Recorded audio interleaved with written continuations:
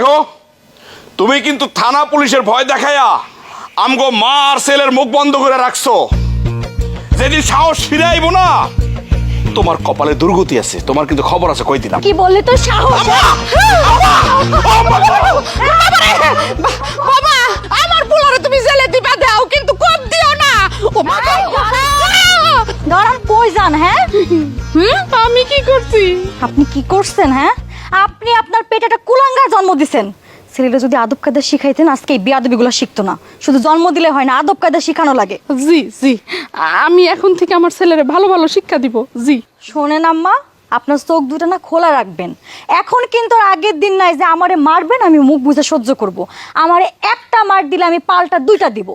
নারীর অধিকারের জন্য অনেক নতুন নতুন আইন আসছে, সেটা আমি বুঝতে পারছি, কিন্তু সব আইন কি শুধু ওই ছেলের বউদের জন্যই আসছে? শাশুড়ির জন্য কিছু আসে নাই? অধিকার বিশেষ কারোর জন্য হয় না, অধিকার হয় মানুষের জন্য। যেদিন মানুষ হবেন সেদিন অধিকার ভোগ করেন। আল্লাহ, খুব মানুষ হয়েছে।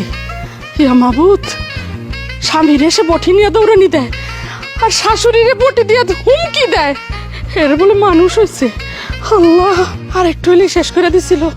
মা গো মা, কি জল লাইতে বউ গো, বাবারে।